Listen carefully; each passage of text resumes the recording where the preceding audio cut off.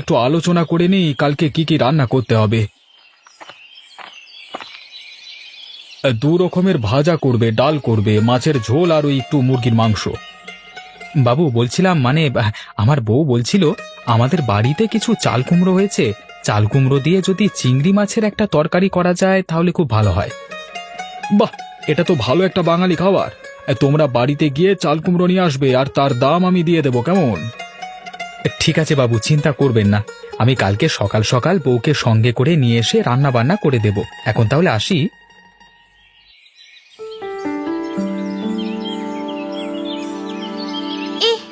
এটা একেবারে পচা।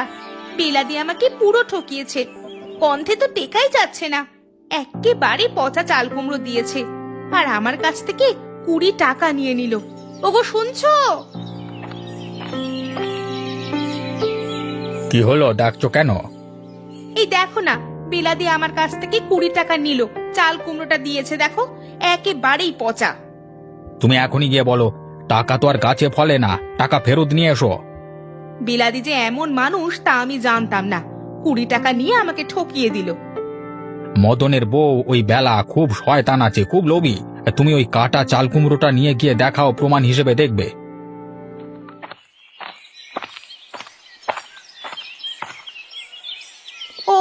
ওই তো বিলাদি বসে আছে। আজকে ওর একদিন কি আমার একদিন।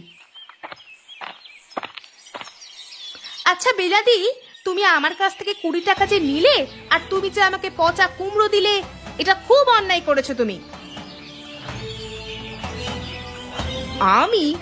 আমি পচা কুমড়ো দিয়েছি? মিথ্যা কথা বলতে জায়গা পাওনি নাকি? আমি জানতাম তুমি বিশ্বাস করবে না। আমার স্বামী ঠিকই বলেছিল, সঙ্গে প্রমাণ আমি নিয়েই এসেছি। কি প্রমাণ নিয়ে এসেছো? হ্যাঁ, এই যে আমার হাতে ব্যাগ, দেখাচ্ছি তোমাকে। এই দেখো, পুরো পচা চাল কুমড়ো দিয়েছো। এ চাল কুমড়ো আমার নয়, তুমি অন্য কোথা থেকে নিয়েছো। আমি তোমাকে দিয়েছি সরলা। মিথ্যে কথা না বলে তুমি 20 টাকা ফেরত দাও।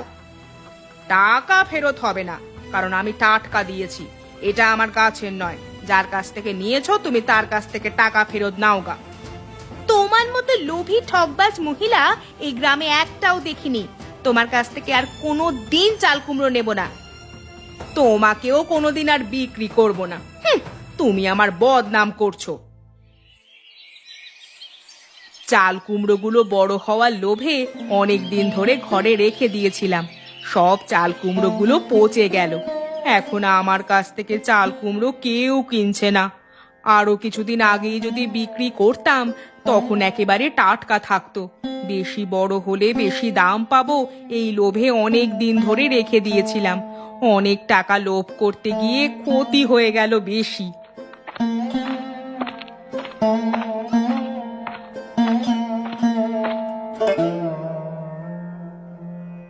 তুমি কে গো? এখানে বসে আছো কেন? এ পাড়ায় থাকি আমি, তা তুমি কে? এখানে আমার মামার বাড়ি, আমি ঘুরতে এসেছি। তোমার কি মন খারাপ? হ্যাঁ, আমার অনেক মন খারাপ। মনটা আমার ভালো নেই। কেন, কি হয়েছে তোমার? আমি আসলে খুব লোভী। আমি মানুষকে অনেক ঠকিয়েছি, কিন্তু কেন যে করেছি নিজেও জানি না।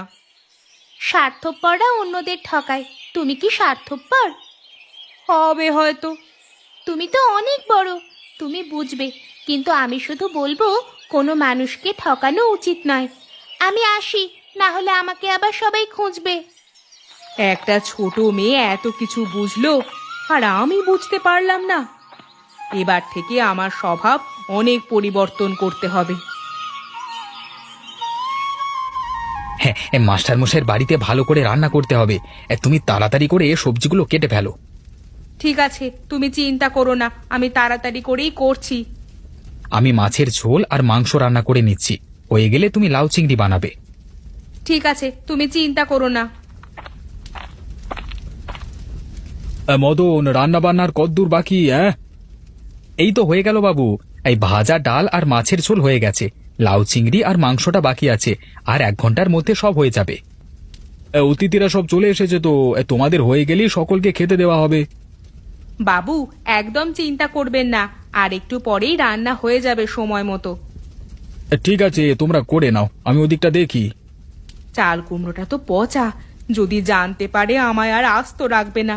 কিন্তু এমন তেল দিয়ে কষিয়ে রান্না করব, ভুলেও কেউ বুঝতে পারবে না এটা পচা চাল কুমড়ো ছিল।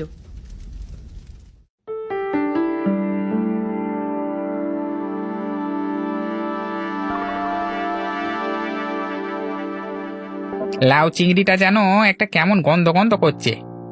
ঠিক বলেছ, কেমন একটা লাগছে। চাল কুমড়োটা যেমন কেমন পচা পচা লাগছে না? একজন মাস্টার মশাইয়ের বাড়িতে আমাদের খেতে রেখে এইসব পচা তরকারি খাওয়াচ্ছে, ছি। এর থেকে ঘরে আলু সেদ্ধ ডাল খাওয়া অনেক ভালো। না না, এ খাবার আমাদের মুখে দেওয়া যাচ্ছে না, আমাদের উঠতে হবে। চলো চলো, তোমরা কি উঠবে না নাকি সব খাবে? হ্যাঁ, না না না না, আর মুখে খাবার যাচ্ছে না, চলো চলো চলো, যত সব। এইভাবে অপমান আর নেওয়া যাচ্ছে না, ছি।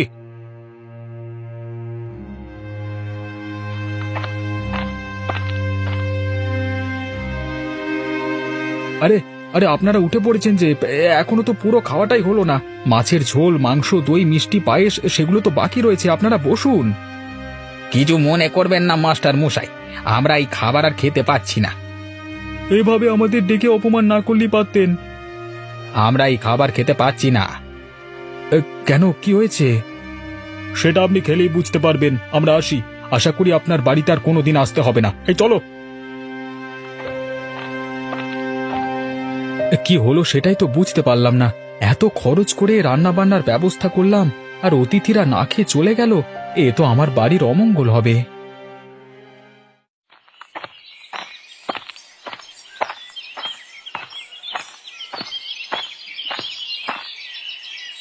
আরে মাস্টার মশাই, এ সময় কিছু দরকার আছে? মদন, তোমাকে বিশ্বাস করে আমার বাড়িতে অতিথি ভোজনের জন্য রান্নার দায়িত্ব দিয়েছিলাম। তুমি আর তোমার বউ মিলে যা করলে, আমাদের মান সম্মান সব নষ্ট হয়ে গেছে। কি করে কি হলো বুঝতে পারলাম না। আমি লাউ চিংড়িটা মুখে দিয়ে দেখলাম একেবারে পচা গন্ধ উঠছে।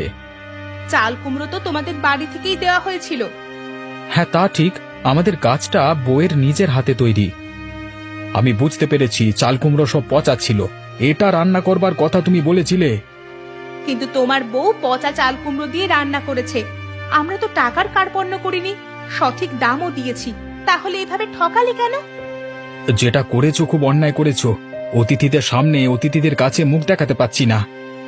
আমরা খুব অপমানিত হয়েছি, শুধুমাত্র তোমার লোভী বউয়ের জন্য। এইভাবে মানুষ ঠকিও না। এইভাবে মানুষকে ঠকাতে ঠকাতে একদিন দেখবে তোমরা নিজেরাই ঠকে যাবে।